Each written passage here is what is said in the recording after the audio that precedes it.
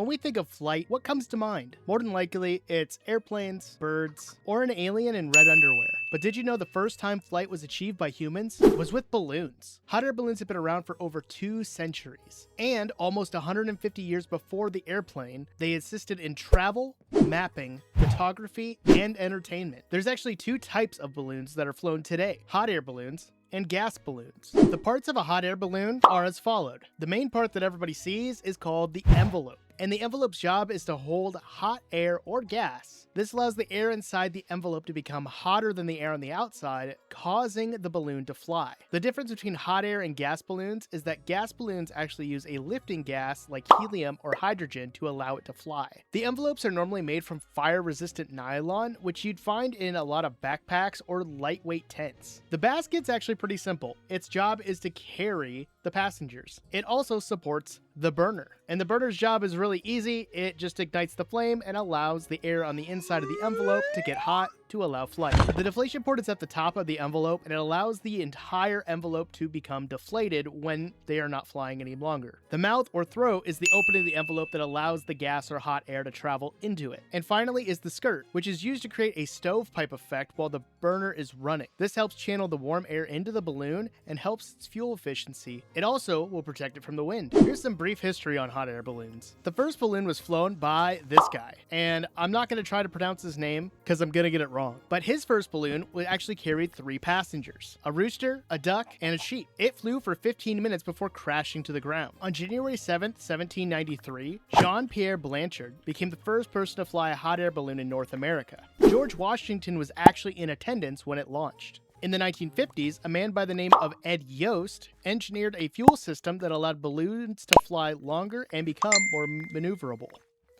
That's a mouthful of words. And in 1991, Richard Branson and Per Lindstrand became the first people to cross the Atlantic in a hot air balloon, flying over 2,900 miles in 33 hours. And now you're probably asking, why are we talking about hot air balloons? Well, that's what we're building today. And I figured this area over by our honey farm is going to be the perfect place to build it up. So I wanted to flatten out the land a little bit, so that way we have some flat, even ground to start building from. And I also think eventually this will become a nice rolling kind of crop field. I think that would be really cool if we stretched it all the way from here, all the way towards the trading hall over there. But I'm going to go ahead and finish flattening this out just a little bit, and we're going to go start gathering some materials so we can build up these balloons. So I'll see you in a second. Oh, I completely forgot. We have the new update. I don't think I have any pufferfish, so I can tame this guy. Oh, that's awesome. Okay, I gotta check it out to see if I have any.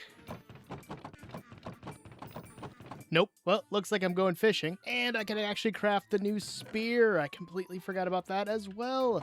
Do I have sticks? Yes, I've got sticks. And boom. Awesome. Let's go stab something. Oh, Trevor. I guess Trevor's not here. Let's see. Can I get this squid? Come here, you little. Yeah. Oh, get back here. Why can't I stab it?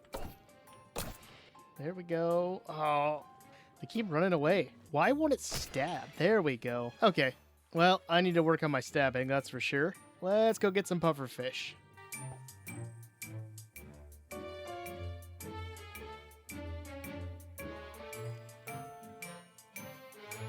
Okay, I got a couple of these. Let's see if this will actually work. Oh, we got hearts right away. Let's go. Okay, I just need a saddle, and I need to name this guy. Comment down below, what should we name this Nautilus? Okay, saddle has been crafted, and I grabbed a lead so we don't lose him.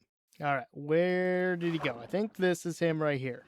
It's not. Where? Okay, let's try this one. Come on, get over here. There we go. Oh, all right. This is cool. I love this little kind of dash ability he's got where you can charge up and zoom super fast. I might be using him to get back and forth between the honey farm and the fishing village.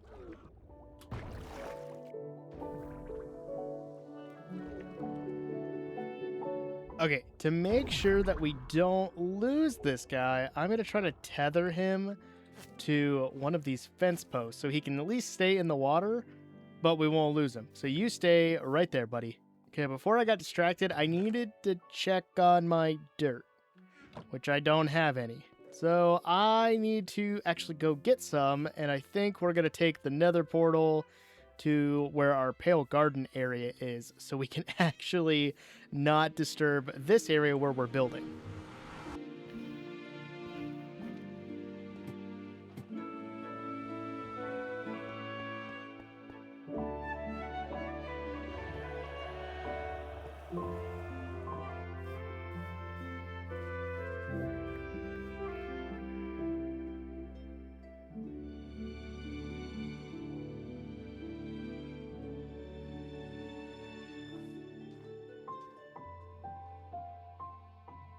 Okay, I have done a lot of terraforming. This whole area outside the honey farm is now flattened to what I would like it to be. I still need to replace that stone because I completely forgot about it, but we should be good to start laying out a path and kind of getting everything ready for the hot air balloons to go into the sky. So I was playing around in MS Paint and it looked really bad. So I looked online and I found an image that kind of describes what I want this area to look like, at least from the sky. So I have been wanting to try rolling flower fields for a while, and I think that mixed with some crops is going to look really good in this area. I think it's going to be a nice pop of color, and then mixed in with the hot air balloons in the sky, it's going to look really, really cool. While I do that, I'm going to get some pathways going and then get to gathering up all the materials we need to build these hot air balloons. So let's do that right now.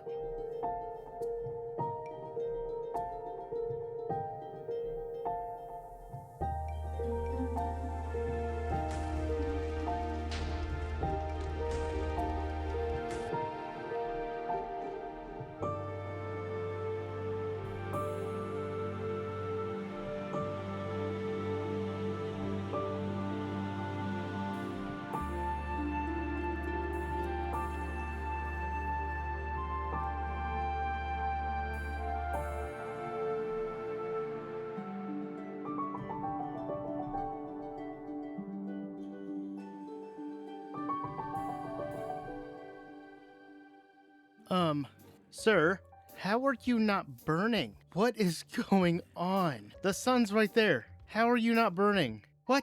I didn't quite realize how much wool I was actually going to need. And it's taking these guys forever to generate their wool back.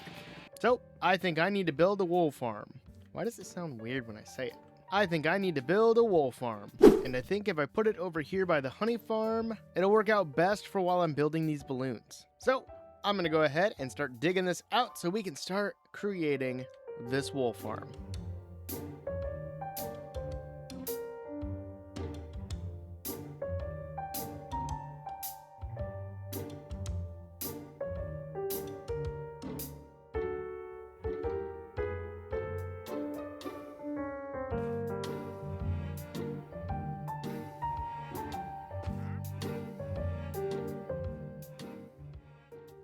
All right, all the modules are done. I just need to load sheep into every single one. So I need to go get 16 sheep. Yes, I know I'm Steve. Minecraft's having issues. So moving on.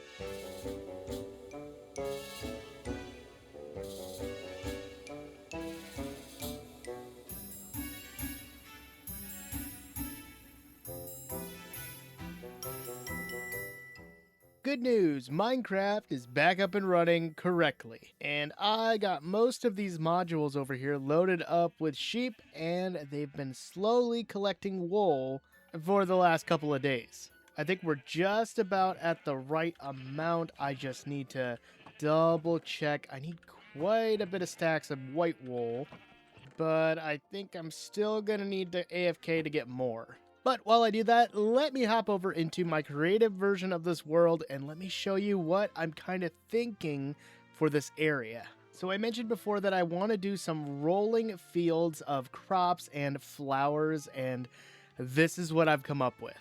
Boom.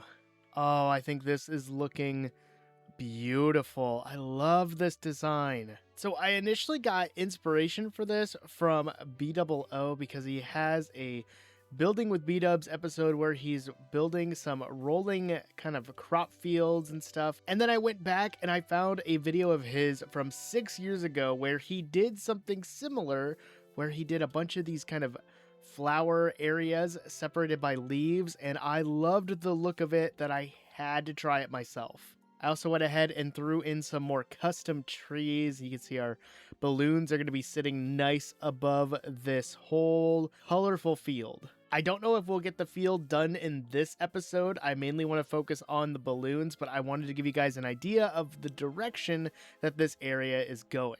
I'm very excited to get this all going. I know the flower is going to take quite a bit, but I'm going to get back to finishing up the wool for these balloons so we can get to building them, because I'm just itching to do some building.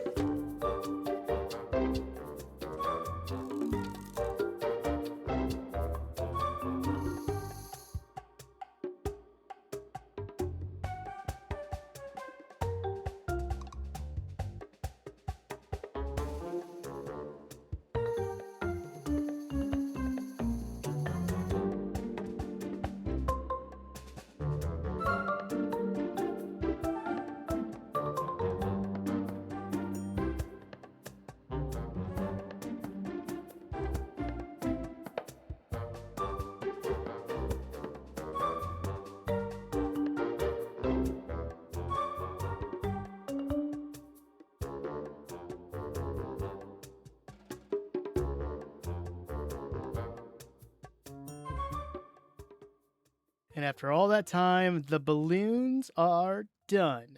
Thanks to Fry Bread over here, we now have a beautiful array of different hot air balloons floating in the sky by our honey farm. And these guys still just will not go away. Hold on one moment.